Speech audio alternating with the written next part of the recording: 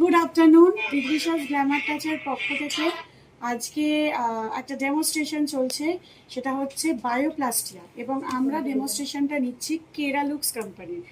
খুব রিসেন্ট একটা নতুন অ্যানাউন্সমেন্ট করতে যাব এই কেরা লুক্সকে নিয়ে, সেটা পরের প্রসঙ্গ। বাট আজকে দিদ্রিশাজে আমাদের যে ডেমনস্ট্রেশন হচ্ছে সেটারই একটা শেয়ার করে নেবো আপনাদের সাথে। দেখা